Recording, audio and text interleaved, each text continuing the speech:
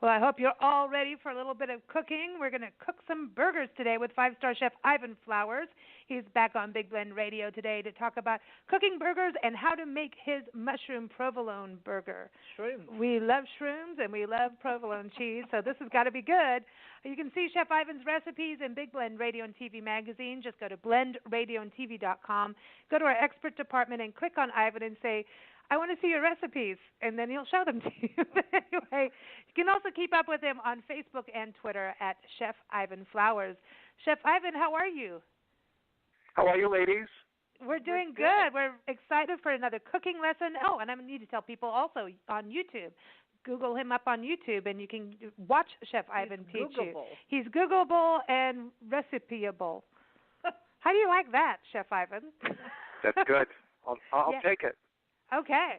All right. But you can watch Chef Ivan teach how to make different things, all kinds of stuff. So burgers is a good thing to learn about because nobody wants to make a bad burger. We don't want cardboard burgers. A lot of times, you know how some people go into that frozen department of the grocery store? Yes. And they get those pre-burger things, like the pre-cutout, the cutout, and they're all the same factory flat cardboard burgers. Yes. And can you get good burgers that are like that? Well, you can. It depends where you're shopping. You know, the trick, really the trick of making a burger, and a lot of chefs have their own mixture with the kind of meats that they mix. Some chefs will take short rib, brisket, and chuck. The average burger is they either do a sirloin burger, which might be 90-10, meaning 90% fat, 10%, 90% meat, 10% fat. 80-20 is kind of where you want to be, 20% fat, 80% meat. But it's the blend that makes all the difference. And by blending basically different muscles, you can create a great burger. A lot of meat purveyors actually will blend custom combinations for chefs when they request it. It's a big thing right now. But the majority of the supermarket is usually a chuck, which is coming out of the shoulder on an 80-20 blend. You said blend a lot. We like that. Yes. You're going for a good record there. There's a prize at the end of it. You know. I did say blend a lot, yes. No, that was good. We like it, you know. Yeah. But a blend is always good. It's the same thing with wine, you know. Yes. So if you're going to have a blended burger, have a blended wine with it. Yes. There are some chefs that, there's dry aged beef, which is very, very, very expensive. And they'll actually take cuts of New York or ribeye and blend it. And those are your burgers that are $40, $50. You have also Kobe beef burgers, or basically Wagyu, that are $100, $125 if they're using Kobe. So the burger industry is very wide, let's say. Well, a good burger is a good burger. Now, when you cook it, let's start with that, because you get an 80 to 20 ground chuck. Okay, so you're going to get that. Now, do you normally go and get it already done for you, so it's already been, minced or whatever, or do you go and ask the butcher to do it? Well, if the butcher does it, it's fresher. They grind it right when you need it. You could buy chuck, a piece of chuck, and say, can you, I don't want to say blend, can you put this through the hopper? We want it to be blended. So, they'll blend it right there.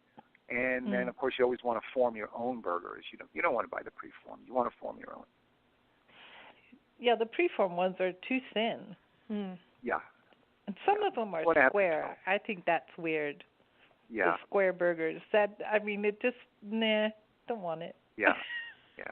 Yeah, no, it's but anyway, but you said that, okay, so if you've got it in the fridge, you need to let the meat sit out for a little while. I didn't know that. We used to just take it out of the fridge and, that's it.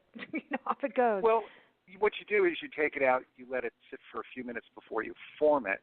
But then before you cook the burger, you let the burger sit out for 20 to 30 minutes. You don't want an ice-cold burger going on because you want it to cook evenly. Sometimes if the burger is too cold, the inside won't cook and the outside will sear too quickly. So you want a uniform temperature. The same thing you would do with steak. And then, of course, there's steak burgers, where they cut up pieces of steak and they form them not so hard, loosely, and it's a steak burger. There's a very famous chain called, I think it's Freddy's, that does steak burgers, and it feels like you're eating a piece of formed steak, or so they say. Okay. I haven't tried it. Yeah. Okay, so now you got your meat out. Okay, so now the rest of the ingredients, you have button mushrooms, you have unsalted butter, you've got olive oil, provolone cheese, which we love, sesame seed buns. Now you've got mayonnaise, ketchup, and relish. You've got pickled spears for the top and the garnish, salt and pepper. Oh, and that's the thing. You salt and pepper your meat before you start burning it, grilling it. That's meat cooking. You salt pepper it after you form it, because that'll help you build a little bit of a crust.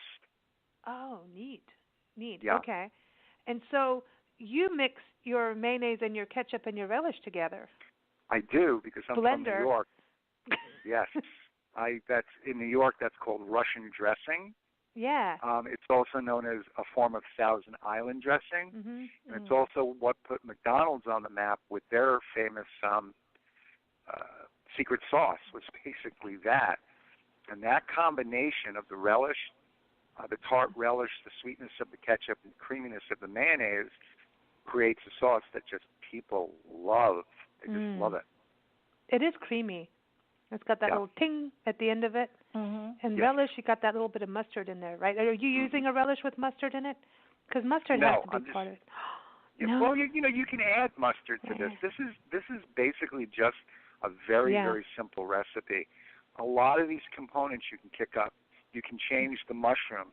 You can saute the mushrooms with butter and something spicy. You can go in with chipotle and make them smoky. You can change everything. You can change cheeses. You can, that's what customizes a burger. But it's your blend and how you cook a burger that makes all the, and I love a simple sesame seed bun. I don't know why, I just do. They're good. Sesame seeds, it's like elevated. There's something really good about them. It's like if when you have a Reuben sandwich, if you don't have rye, it's not a Reuben. It's just not it.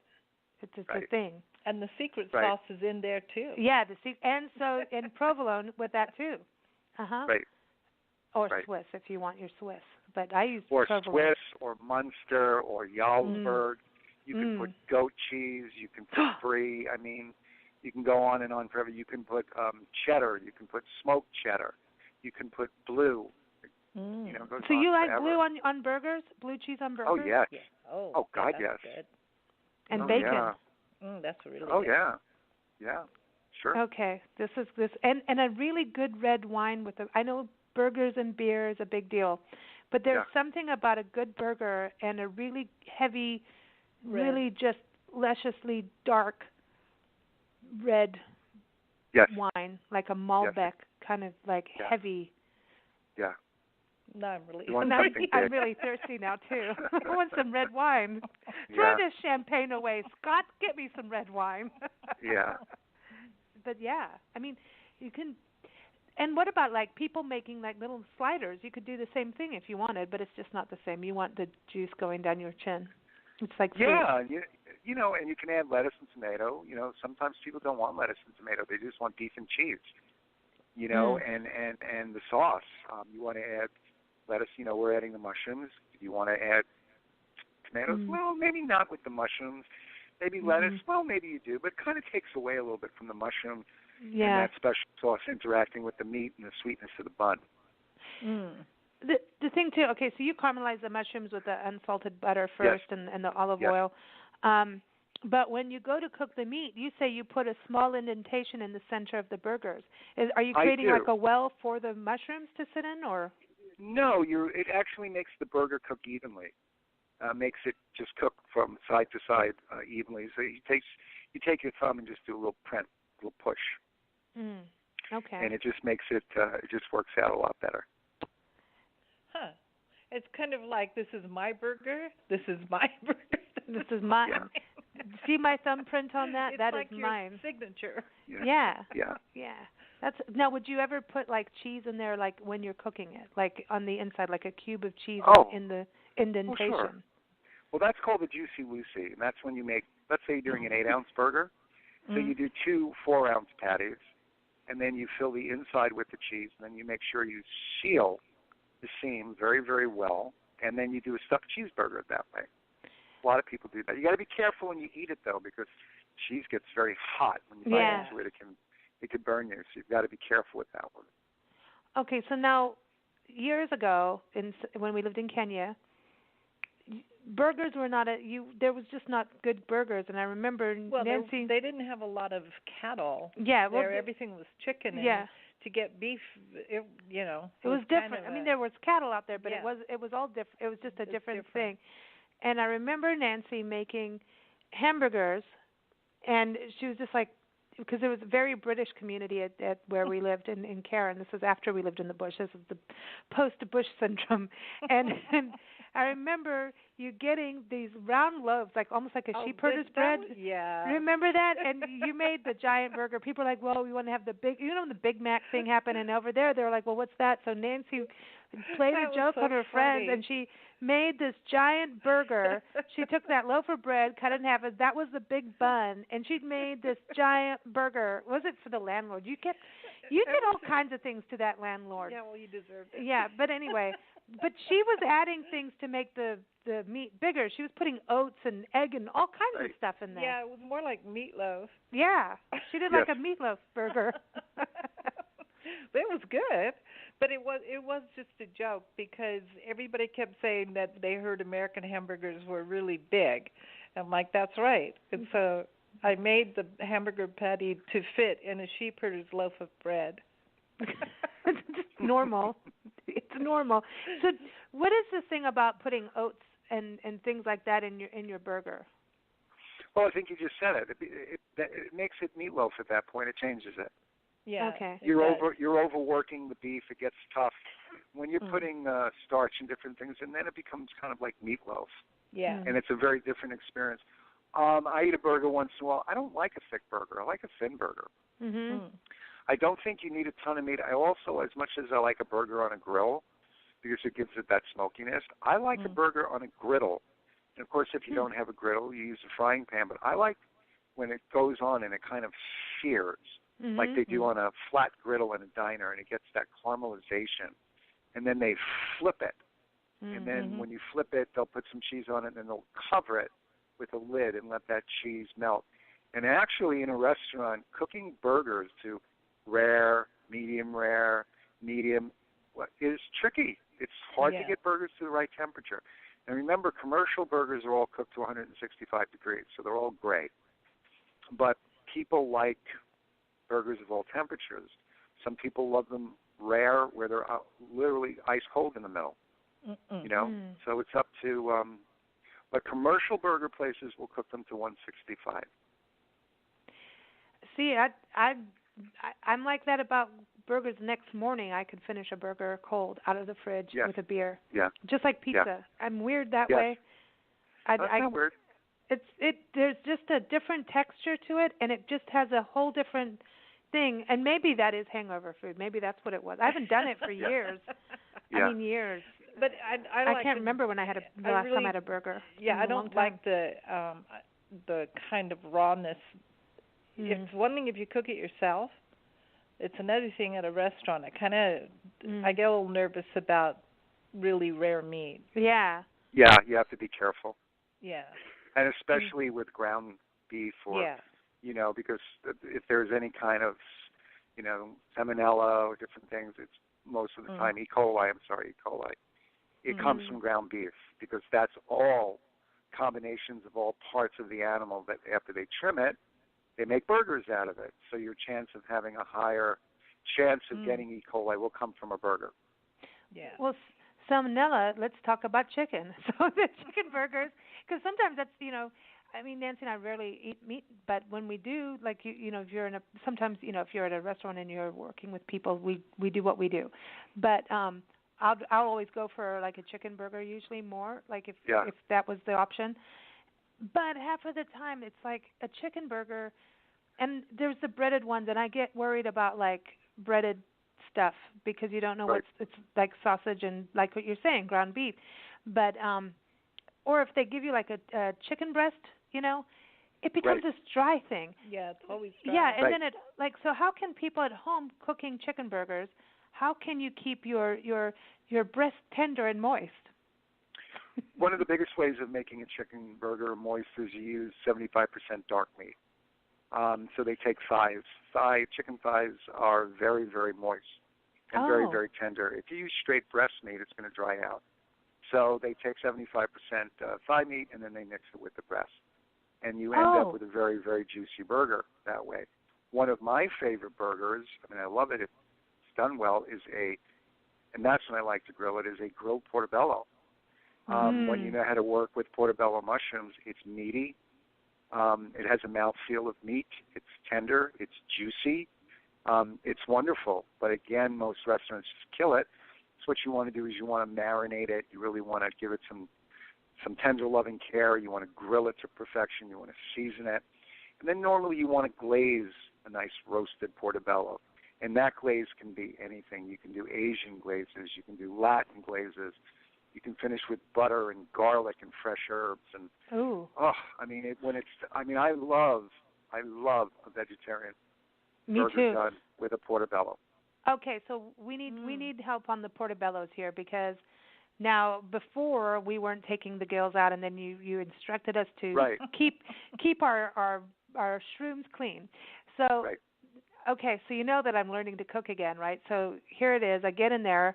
I don't want to tell you what happened with the burgers, the portobellos a week ago, but the smoke detectors went off.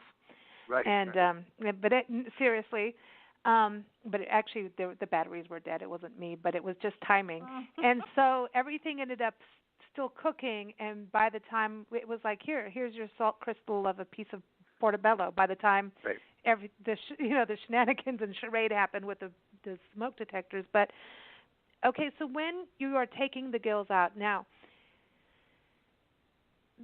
I feel like when I'm doing it, like I pull I cut them in half, and then I'm like, how do you get the gills out without taking like the portobello out? Like I feel like it's I'm very simple. Raping it. There's a trick to that, and all you simply do is you hold the portobello in the palm of your hand, and you cut around the outside circle. Okay. And you just trim a little bit. And that causes the mushroom not to have a lip where it kind of goes up. Yeah. It causes it to go flat. And then you just take a teaspoon or a tablespoon and you just in one swoop go around and those gills come right out. And you end up with a thick, perfectly edged portobello that at that point you want to marinate. Okay. Now are you keeping the stem? No, you take the stem out. Okay, no stem, no gills. No stem, okay. No gills. Now, the marinating part. Okay, so this is where things get weird. Where are we going with this now? I mean, can you roast them and marinating them? Like, what are we doing? You can roast them. You can bake them. You can grill them. You can fry them. I mean, it's endless what you can do with them. Basically, I like to do a nice marinade of you can do some chopped garlic. Tracy does chopped garlic. Granulated garlic, balsamic vinegar. She'll squeeze some lemon in, a touch of olive oil, salt, pepper, maybe some fresh herbs, and she'll stick it with a fork a little bit so it gets into the mushroom. Okay. You can put them in there 3 to 4 hours. Now the trick is after you, let's say you grill them or you roast them, you want to save some of that marinade, and you want to keep brushing that mushroom on both sides the last couple of minutes. So you build up a caramelized, almost like sweet, and it's a gas streak. It's a little sweet, and the tang of that vinegar and the olive oil and the garlic kind of keeps cooking on the outside of that mushroom. By the time you put that on the burger, on the bun, it almost looks like a burger because you're not burning it, but you're caramelizing the sugars and the natural flavor in the shroom. And it makes my mouth water. So so this is going, okay, so this is if you're roasting it for a few hours, but if you're putting it on the stovetop, are you doing it for that long? Oh, no, it doesn't take long at all in the oven. You go under a broiler, not too close because you don't want the oil to catch the top of the broiler. You're talking about maybe 6-7 minutes, not even 5 minutes each side. If you're going in an oven, you're going 450 degrees, 10 minutes, you're done. If you're on a grill, you're maybe 3-4 minutes each side. They go quickly. Okay. Yeah, the 30-40 minutes is the marinade. That's the marinade, or the 4-hour thing. That's the marinade. Now, would you ever cook? Help! I know, I'm getting there. It's like, oh, I'll try this today, and everybody runs. But now, would you ever use portobellos in an omelet? Oh, of course. Okay. Of course. How do you cook them without them becoming sticks of rubber? You cook them first. You don't put them into the omelet raw. You go very, very high heat with portobellos. Portobellos can take heat, and that's the problem people make. They don't realize you want to kind of sear them, caramelize them, and when you do it quickly, it doesn't allow the juice to run out. You also never want to salt your mushrooms first. If you salt mushrooms first, all the water comes out of them. So you want to go high heat. I like a little olive oil and butter. Cut them into, you can do slices, you can do cubes. Depends how you can do rings, and hit them fast in that hot pan and let them really, really go quickly. And it keeps the juice in. It almost sears it. It cauterizes it, and nothing blanches out. Then you fold them in after you're seasoning them. Then you fold them into your omelet. Okay, and you could still cook them with onions and things first, or would you do the onions first? Ooh, no, yummy. cook them with the onions, with the mushrooms. They can take high heat too. Okay, so just high heat and all garlic. Quickly. Ooh, yeah, I'm hungry now. I'm not with the garlic. With the garlic, you want to go in and then remove it because you don't want to burn it. You can add your mushrooms after the portobellos come out. You can add, your onions and your peppers because that's less heat. They have more water in them, and then combine later, and then add to the omelet. Like in a good breakfast place, a cook's going to have roasted portobellos in front of them, roasted or grilled red bell peppers, Maui onions. All of them will have been all cooked. Some might have been grilled for smokiness. Some might have been sautéed. Some are seasoned with different things, and then they combine. It goes into the omelet pre-cooked. You know, it's, to me, when you think about this now, a breakfast burger comes to play. You know? Now, I would take a portobello and make a portobello burger, but for breakfast, add a nice fried egg that would still be runny, with a runny yolk on top of it, with some Parmesan cheese on top of the egg. Now that, with, and you could add some bacon if you want. Seriously. Then you would have to have beer for breakfast. Yes, that would be delicious. That sounds delicious. See, I think there should be, there's the greasy spoons and the breakfast things, but I think there should be breakfast places that do that kind of thing, like eggs on portobellos and just and serve beer for breakfast. I don't know why people don't get to have beer for breakfast in restaurants. They should. Yeah. It's just a really good balance. And burgers. Well, I think they do the Bloody Marys and then they move on to the beer later. Although people drink beer with breakfast all the time, especially on Sundays at brunches. Yeah. And they have bloody beers now. They do the bloody beer. Yeah. Now, would you drink that, or have you had that? Bloody beer? Yeah. I've had beer with like hot sauce and stuff in it and different things. It's good, but I make it myself. I don't like the commercial stuff because it's too salty. I like to do it myself. If I'm going to drink a beer, I'll take a Corona, and then we add a lime, just a pinch of light salt, and then maybe we'll put a little hot sauce in it, just a touch to kick it up, and serve it super, super icy cold in a cold glass, a frozen frosted glass. One of the best Bloody Marys we ever had was, we went to Yosemite with our friend John DeGrazio. He takes people on hiking tours and takes them up Half Dome and everything. And he had taken Nancy and I and two other ladies out into Yosemite. It was winter, and there were these. We went out. I mean, it was just amazing. The water and it was like frozen in some areas, and it was just so beautiful. It was traipsing around in the snow and the ice. Right. And at the end, we got out of it. And the thing at the end of it was, we did have a nice picnic with wine and homemade sandwiches. It was really good. But was going to the Hotel Charlotte for a Bloody Mary. He kept saying, we have to go to Hotel Charlotte for a Bloody Mary. And of course, we don't say no, right? Oh, my God, Ivan, they make their own juices. And so this was fresh, and it was chilled. It was, I mean, remember, Nancy, you could taste there was tomatoes and cucumbers and carrots. I mean, it was like this. That's memorable. It was really good. And it was so good. And it's like, it just was the most refreshing Bloody Mary without all that salt stuff. And you always think you want the salt stuff, but remember, you didn't need it. It was this fresh, tasting, amazing. Oh my God, it was so good. They went the extra mile, and because they did, you will remember that Bloody Mary for the rest of your life. And that's the difference between whether it's mixing drinks, mixology, or food. When you take it to that level, a palate, a person, they're going to know, because most people don't, and they never find it again. Because most places they buy a mix. Or they put some tomato juice, they throw some horseradish in it. It sits in a plastic thing. Sometimes it sits 3-4 days. And the reality is when you do a Bloody Mary mix, it's dead by the end of that night. You should discard it. But they don't, because cost of goods are high. It actually looks really gross to me. Like, I don't like that. I don't want it, like, when they bring the Bloody Mary, and I love Bloody Marys, and there's some people who know how to do it.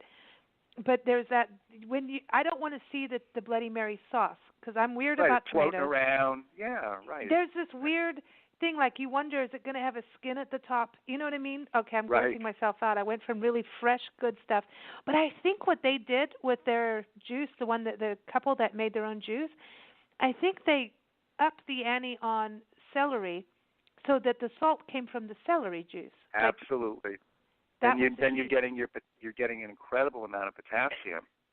Celery is so high in potassium, so you drink it and you're not going to dehydrate. I'll tell you something very funny with the breakfast places. Tracy and I went out for breakfast yesterday, and we went to a place. We had once went there for lunch. We're the first ones there. It's early in the morning, and we wanted eggs. We wanted egg whites. I'm sorry, we don't do egg whites. What? Well, do you have egg? I'm sorry, we don't. I said, whoa. We looked at each other, and like they weren't even willing to do it.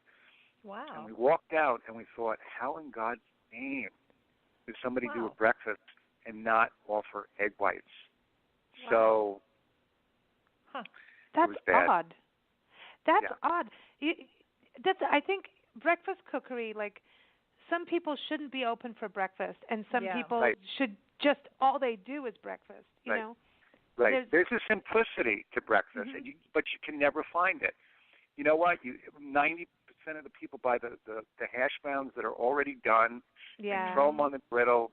Where are the onions? Where are the roasted red bell peppers? Where are the potatoes that sat on the grill for an hour? Homemade. The home fries.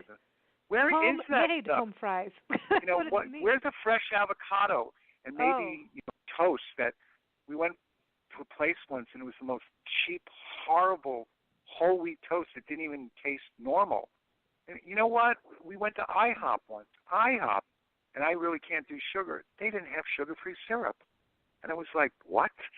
You know, how could you not have sugar-free syrup? We went to a place to get a drink, and it was all craft beer, which is huge in San Diego. Heavy, 600 calories. You couldn't find a light beer. There was no light anything. It was just heavy, $8 a glass, high alcohol craft beer. And I'm like, Tracy was talking to the owner, saying, hey, can you bring some Corona Light? Oh, we'll do that. They never did. So we never went back. Wow. Well, that's the thing. I think this is where you've got to think about what you're doing to people, like, you know, as a restaurant owner, you know, or a bar owner. Like, you know, to me, at the end of the day, you've got to see that, you know, everybody has a different thing. And if you keep pushing out food that's, you know, we're just going to, I mean, I'm glad we had a running expert on the beginning of the show because we need it.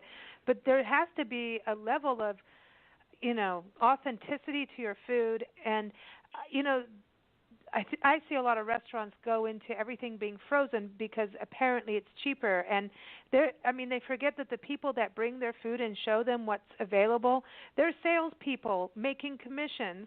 And you could probably get potatoes for the same price and chop them up, and you don't have to have a huge bill for supplies or of your ingredients but you know to what? make something decent. I agree, but then you need labor, so you need somebody Yeah. chopping it up. Here they just buy it in the bag, and they say, forget it, instead of having somebody take a knife and doing it correctly. You know, you know that Tracy's a vegetarian since she's Right, 5. yeah. She does vegetarian food. She cooks a lot of things separately, sometimes together. And that's the book that should be written. But Yeah. it takes yeah. work. It takes work. She doesn't use a ton of oil. A lot of times she uses sprays. She uses herbs. She caramelizes things. I sit here and I eat this food. One, I get jealous. I get professionally jealous. And she cooks very Italian, Southern Mediterranean style. And I sit here because she doesn't know. When you cook it yourself, you don't know how it tastes to someone until they tell you. And I sit here and I go, it's so over the top.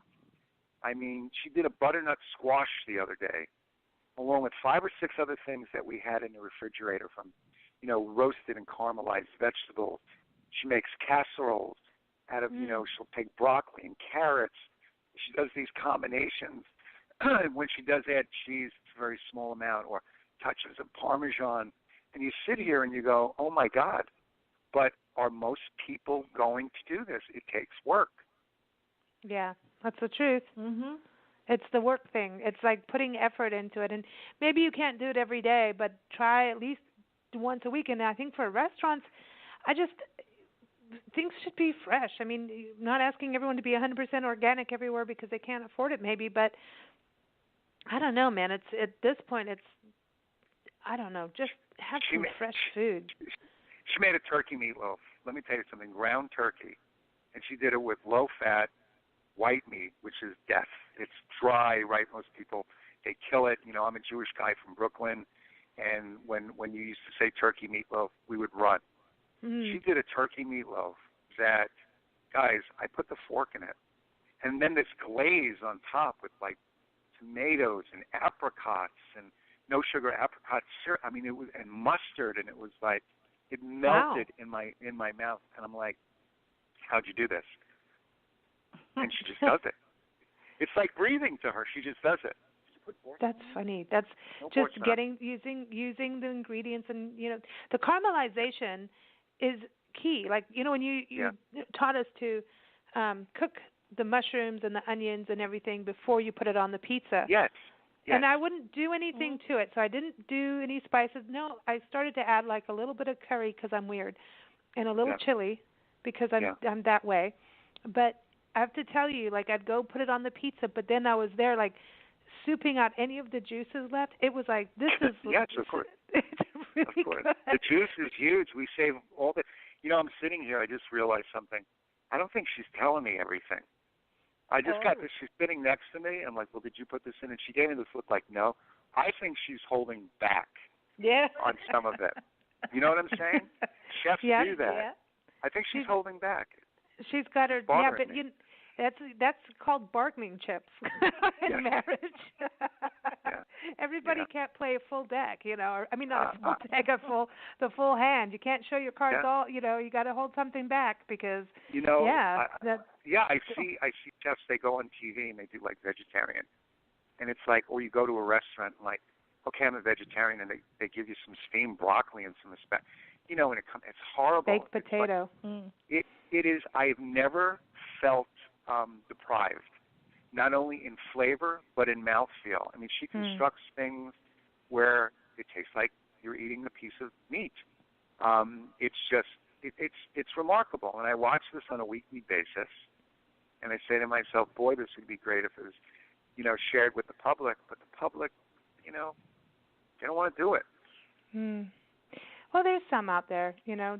There's a majority. You know, you can't always go on the side of majority. Oopsie, did I say that? But anyway, I was going to say, I think the two of you should do a cookbook. You really should. I think it'd be awesome. Yeah. Yeah. I mean, more people would be vegetarian or vegan if they knew how to properly prepare and doing something make things taste good. Yeah, and something for families that have mixed diets. You know, so and so is a vegetarian, so and so is a meat eater, so and so is gluten free, or you know, everybody has one's vegan, one's that, and I think that's where you can find commonalities and ingredients that everyone can be happy with. Here's your base of the meal, and then this person has a little tweak here, and this person, we're getting that. I'll tell you something. We go to certain markets, and we know the vegetables are coming in fresh. When you go and you're getting, and I'm talking really farm fresh, right off the farm. Yeah. She did a squash the other day. The color of the squash, I'd never seen anything like it. Or sweet potatoes, or celery, that is so fresh, has not sat on a freight train, has not been semi-cooled or frozen, where it is just jumping in your mouth. And it's like, you know what, I've never tasted anything this good because it's that fresh. For Super Bowl, did chicken wings. She took the most beautiful fresh cauliflower, roasted it in the oven, did the super light sauce of light butter, unsalted with some hot sauce, tossed it, and then made this blue cheese dip. And it was fabulous.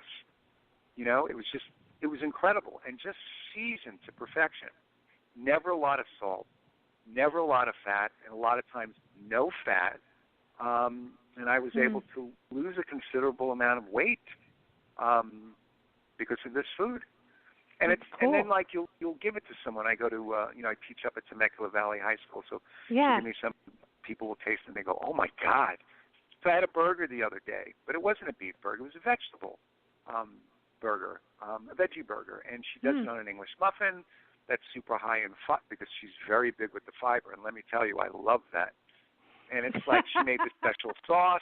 We had to get into the fiber talk.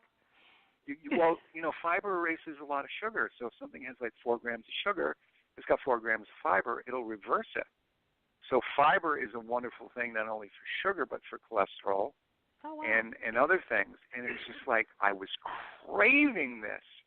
She makes no-fat mayonnaise. She puts low-fat cheese.